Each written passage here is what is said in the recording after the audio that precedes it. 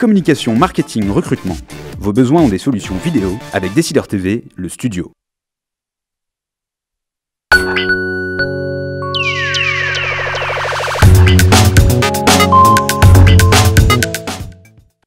Bonjour et bienvenue à Décideur Politique, l'émission du JDD.fr et de Décideur TV.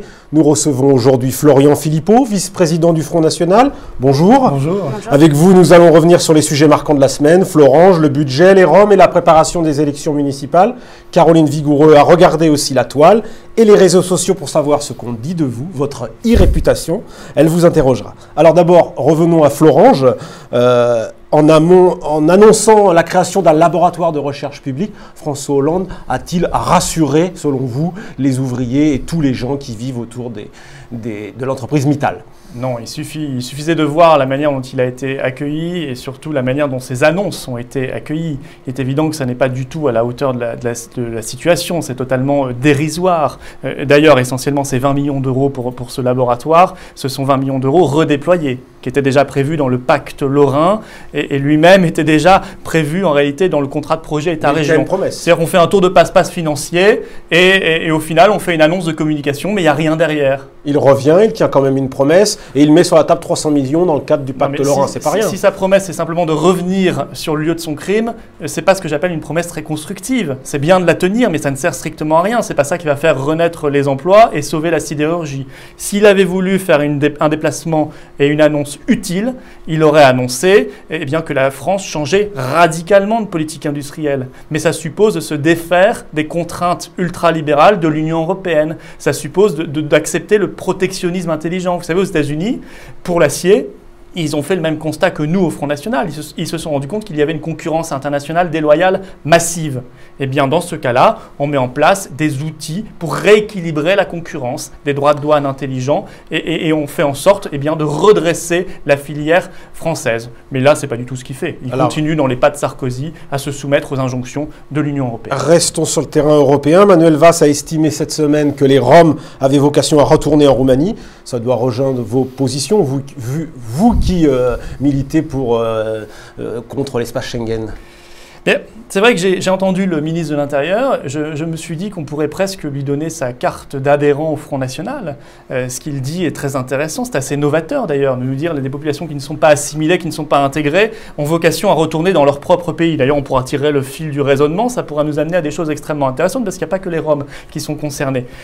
Je pourrais, et on pourra lui remettre sa carte d'adhérent à condition, et c'est une condition importante, qu'il change radicalement de position sur la question des frontières, sur la question de Schengen et sur la question de la libre circulation dans l'Union européenne. Et on en revient encore une fois à une question européenne. Vous voyez comme cette question est partout.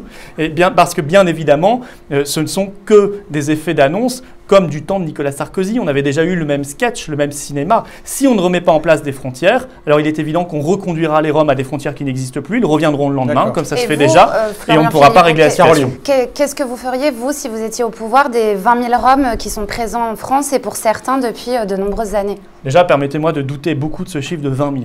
Parce que pas mal d'études nous disent que rien qu'en Ile-de-France, ils seraient déjà plus nombreux et que dans l'intégralité du pays, ils seraient près de 100 000 et non pas 20 000. Moi, 100 000 Roms en France, vous dites. Vous mettez en doute les chiffres de Manuel Valls. Alors, je reprends pour le coup les chiffres d'un député dont on se sent assez proche, M. Dupont-Aignan, qui dit lui-même qu'il serait près de 100 000. Apparemment, il a étudié la question et il est certain qu'on voit, vu le nombre de campements rien qu'en Ile-de-France, ils sont plus de 20 000 au niveau français. Mais bon, à la limite, c'est une question qui est assez secondaire. Alors, qu'est-ce que vous feriez de D'abord, on prend acte du fait que ce sont des clandestins. Ils sont donc en situation illégale. Il faut donc démanteler ces campements. Première chose, qui n'est pas faite ou qui est faite sous les yeux, sous le regard des caméras. C'est ce que fait le gouvernement. De temps en temps, sous le regard des Paris. Oui, mais de temps en temps, sous le regard des caméras, et les Français voient les bidonvilles se multiplier et on voit que la situation n'est pas réglée. Ensuite, je les reconduis aux frontières françaises. Mais on sait qu'ils peuvent revenir par la suite. Voilà, parce qu'il n'y a plus de frontières. Et c'est pour cela qu'il faut dire à l'Union européenne, stop. Voilà, il faut récupérer notre souveraineté territoriale, nos frontières. Vous savez, ces frontières qui existent dans 95% des pays du monde en dehors de l'Union européenne. Ça n'est pas quelque chose d'extraordinaire. C'est nous qui sommes l'anomalie. L'anomalie, c'est l'Union européenne. Il faut donc nous mettre dans la situation normale d'avoir des frontières. Faire en sorte, bien sûr, que jamais ces pays ne rentrent dans l'espace Schengen, parce qu'il y a toujours cette menace qui plane. Et puis dire aussi à l'Union européenne qu'on Vous refuse... dites quoi? Vous demandez à François Hollande et Jean-Marc Ayrault de mettre un veto pour la suspension de l'entrée de la Roumanie et de la Bulgarie dans Schengen. Oui, mais bien sûr, mais ce ne sera pas suffisant. Parce qu'en dehors de Schengen, il y a déjà la libre circulation au sein de l'Union européenne. C'est donc toutes les règles, tous les traités, toutes les directives de l'Union européenne qu'il faut revoir de fond en comble, et même les revoir tellement profondément qu'on doit proposer aux Français, nous le pensons, un référendum sur l'appartenance de la France à l'Union européenne, parce qu'on voit bien qu'il n'y a pas de solution. Et l'UMP est coincé. L'UMP est pris aussi dans ces contradictions. Ils n'ont rien fait en 10 ans de pouvoir et aujourd'hui ils n'ont rien à proposer parce qu'ils sont aussi pour la suppression des frontières. On avance, Monsieur Philippot. Les chiffres du chômage sont tombés. 50 000 chômeurs de moins au mois d'août. Le président est en train de réussir son pari? Oui, je lis ce que dit la DARES, qui est le centre d'études du ministère de l'Emploi. Les statistiques publiées peuvent être affectées par une hausse d'une ampleur inhabituelle des sorties. Il y a eu 77 000 sorties de plus, statistiquement, qu'en juillet. Un chiffre tout à fait exceptionnel, c'était du jamais vu. Donc permettez-moi de douter là aussi de la réalité de cette baisse qui nous s'expliquerait... Vous pensez que le gouvernement manipule les chiffres? Non, mais peut-être, mais je pense qu'au moins il y a eu un problème statistique. Un problème, et d'ailleurs il paraît qu'ils ont cherché un peu partout dans les ordinateurs de la DARES et de Pôle emploi pour voir s'il n'y avait pas un souci statistique. Je pense que ça n'a pas de réalité.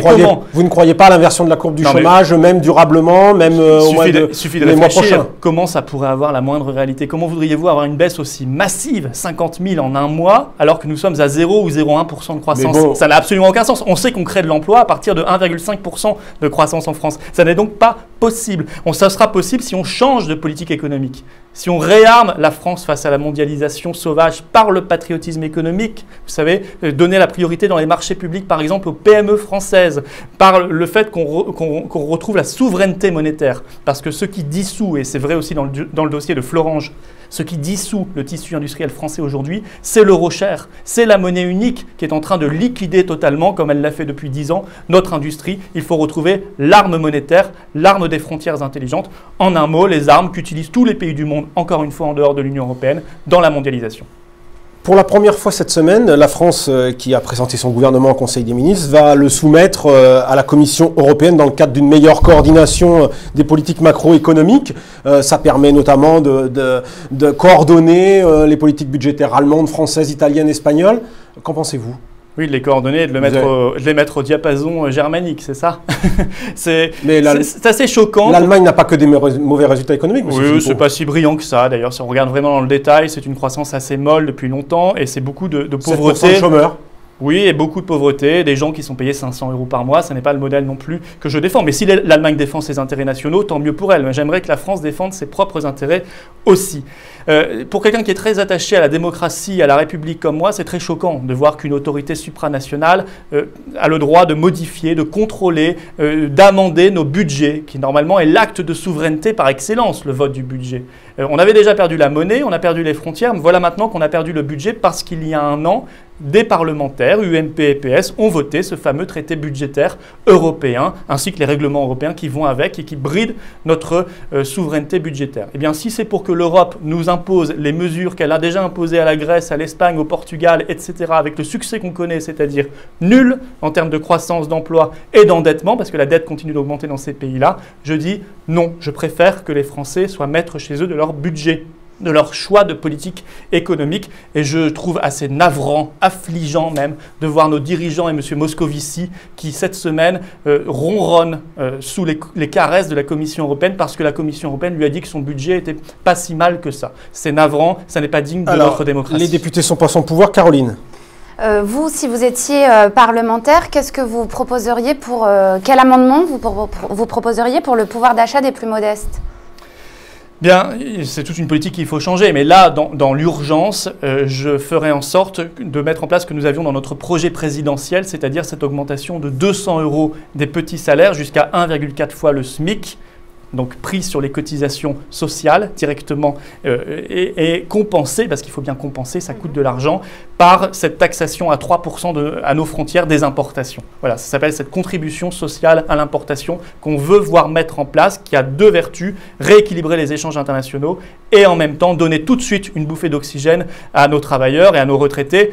Mais je dois aussi avoir l'honnêteté de dire que ça n'est pas une solution à long terme. Il n'y a pas de baguette magique. Il faut changer radicalement de politique économique dans le sens que j'ai indiqué précédemment. Alors venons-en au municipal. Vous êtes candidat à Forbach en Moselle. À quoi ressemblerait Forbach, ville dirigée par le Front National, si vous aviez une ou deux mesures à expliquer? Donc à quoi ressemblera Forbach l'année prochaine? Ressemblerait Forbach, on verra, c'est dans 6 mois. Voilà, je suis assez optimiste, je l'avoue. Ce sera une ville plus sûre, déjà, parce que c'est une ville qui aujourd'hui craint pour sa sécurité, et il faut mettre le paquet, notamment on a des choses à faire sur la vidéoprotection, sur la police municipale. Ce sera aussi une ville qui regarde vers l'avenir, parce que moi je suis affligé de voir qu'on a laissé tomber une région tout entière, même au-delà de Forbach, la Moselle-Est, qui était une grande région minière. Les mines ont fermé il n'y a pas si longtemps que ça, et on les a laissés tomber, on les a laissés prospérer dans une espèce de défaitisme et de déclinisme qui est insupportable. Il y a des talents, il y a des savoir-faire, il y a une jeunesse qui veut y arriver. À côté, il y a la frontière allemande. On a des choses à faire aussi avec l'Allemagne en bonne intelligence. Et bien, je pense que je redonnerai une perspective d'avenir à cette ville et j'emploierai toutes les compétences municipales pour redonner de l'énergie à Forbach. On a vu par le passé que les villes dirigées par le Front National, ça s'était soldé par un échec dans la gestion. Qu'est-ce qui, vous, aujourd'hui, vous permet de dire que vous êtes prêt maintenant à diriger ces villes? Alors tout ça est déjà assez ancien, j'avais 14 ans à l'époque, mais il n'y a plus aucun dirigeant d'ailleurs actuel du Front National qui était en poste à l'époque dans ces villes. Il y a eu une bonne gestion financière, on a été assez injuste avec ces villes. Les chambres régionales des comptes ont souligné la bonne gestion financière. Et moi, ce sera un de mes engagements importants, aucune augmentation des impôts locaux pendant tout le mandat. Et ensuite, en revanche, il y a eu, c'est vrai, et il ne faut pas le cacher, un problème de maturité politique.